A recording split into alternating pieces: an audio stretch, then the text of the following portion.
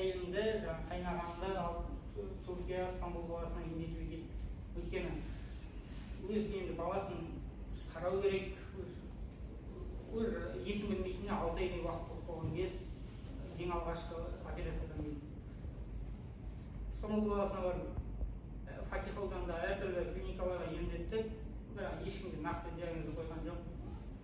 Себебін сұрағанда айтты, 2 рет операция болды, 2 рет наркоз алып, неше түрлі есептер препараттар салып. Сол кезде айтты, врачтар, яғни переводчик арқылы сөйлестік. Яғни уақыт өту керек, яғни наркоздың күші тарау керек деген нелер айтты. Бірақ әйелімді колесімен жүре алмайтын кезде апарғанда өз аяғымен тұрғызып әкелдік, аяғына системалар бердік. Яғни психикасына емес, өзінің денсаулығына жақсартатындай қорытынды шығарды. Өз аяғына қайтып әкелдік Атырау қаласына.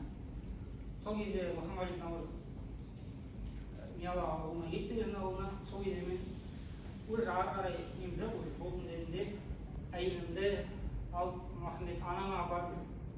Анама көмектесер деп ойлады.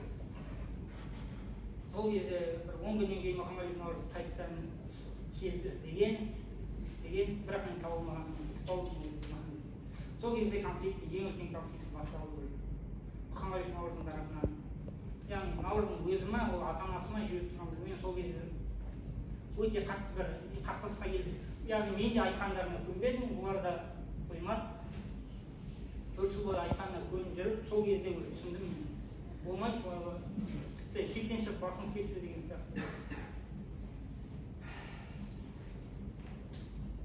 Сол Махамбет ауданына апарғанда, сол әйелімді күтіндіріп жүрдік.